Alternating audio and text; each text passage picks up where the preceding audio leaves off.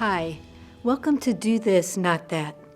I'm Sue Self, licensed clinical social worker and behavioral health liaison manager for BJC Behavioral Health.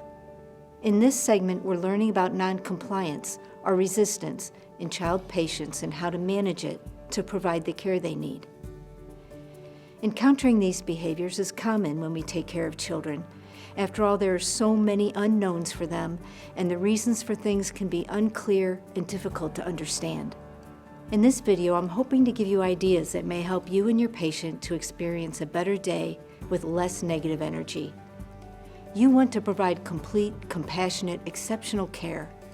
This can be really hard to do when it seems that patients don't want care.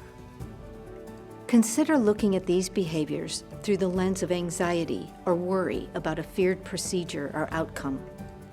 We're talking about the level of anxiety that induces what we sometimes think of as attention-seeking or bad behavior. Kids have two unfortunate things going on for them that can create the screaming, thrashing child who is determined not to take the medication or undergo the procedure or participate in an exam. First, the younger they are, the less they're able to understand. Second, their limited lifetime means that they don't have the experience of going through something difficult and coming out the other side. Or if they do have this experience, what stands out for them is not the surviving of it, but the going through it. To add to the difficulty, a child, or most adults for that matter, doesn't say, "Okay, hold on, what you're about to do to me is causing a rush of adrenaline, which in turn is giving me anxiety because I've never done this before." Or, "I have, and I know it's painful, so let me take a minute and meditate first, okay?" Instead, we resist or refuse. It can help to consider that the impossible behaviors you're encountering are because the child is scared or frightened, not so much defiant. Check the scene. Is this about something going on, or is it about who's in charge here? If it's the former, let's treat it like resistance. While resistance can occur in any kid at any age, the most difficult anxiety-provoked behaviors to manage are typically exhibited by children in the age range of 5 to 9. At this age, kids are usually rule followers, compliant.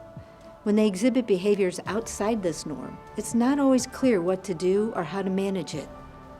Their limited understanding and experience, as I said before, can produce verbal refusal or sassiness, screaming, crying, thrashing and squirming, running away, angry outbursts, hitting, biting, throwing things or kicking, pulling at IVs and bandages or removing equipment, refusing to take a medication, inconsolability, prolonged escalation. In the hospital or medical setting, most any child can exhibit resistant behaviors. This can look like a mild sense of unease, uncooperativeness, or out-of-control behaviors.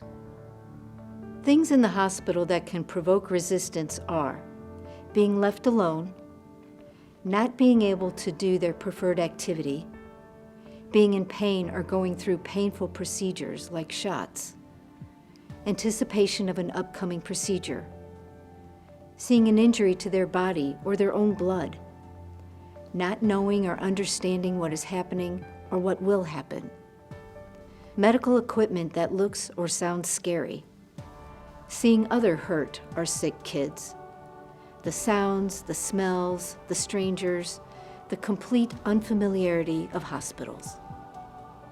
The patient is focusing on one of two things: the unknowns. Is this going to hurt? Why are people doing things to me? What's going to happen to me? When can I go home?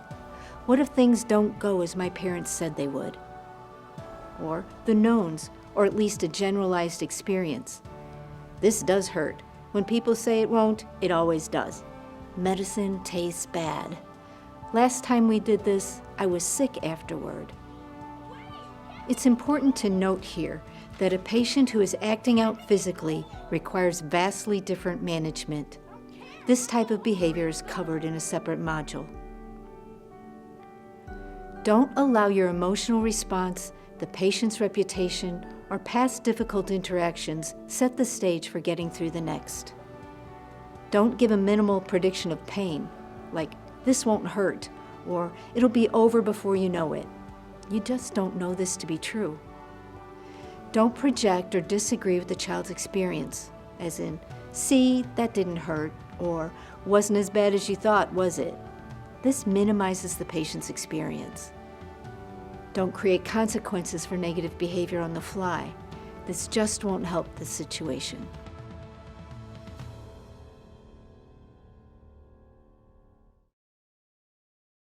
No, I don't want it. Stop. Give me your arm. No, stop it. That hurts. I haven't even started yet. Besides, this is not gonna hurt. It's just gonna be a little pinch. You may not even feel it. I will sew. You said that yesterday.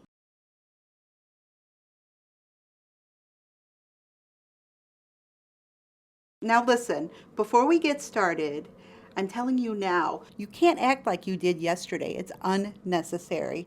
Acting like a maniac is not going to change anything. I need to change this wound. No, leave it alone. That hurts. Stop. What did I say? I have to get this done.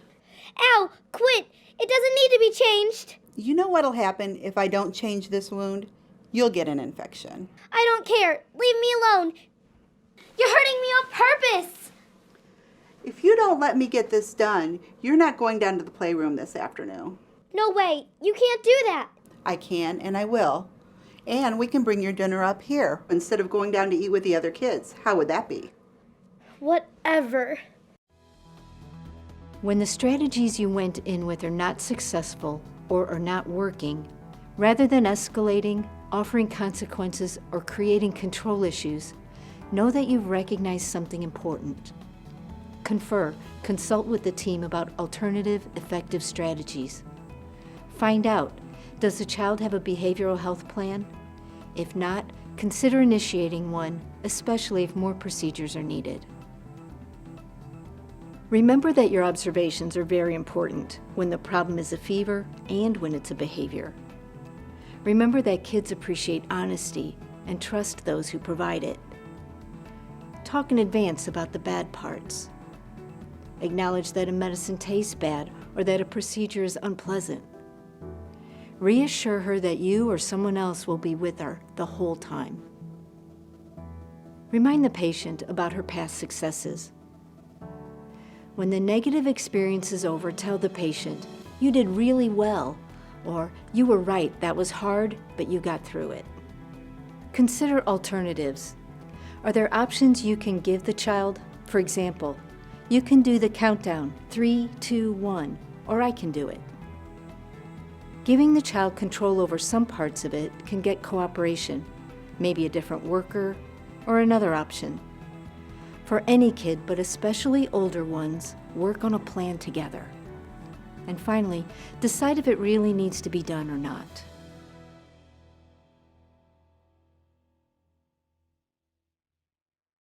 Hi, Ethan. How are you doing? I'm all right, I guess. It's time to start your IV. No, I don't want it. I bet. Have you had one before? What's the worst part? I'm scared of needles. They always hurt. I agree, they do. How about if I try to make it really quick? Will that help? No, I don't want a shot. How about if I explain to you everything I'm going to do, the parts that may hurt and the parts that shouldn't hurt? Then we can be ready for the bad stuff together. Also, it might make it easier if you help me. Help you? How? You can hold some things for me and hand them over when I ask. But I'm scared. What if I cry? I know you are, and it's okay if you cry. Even brave people cry. If something hurts really bad, it's okay to cry. I do. We can get through this together, okay? Great, you're already being brave. First, what we'll have to do is both wash our hands, okay? Then put on some gloves. Those two things shouldn't hurt. Not much, anyway.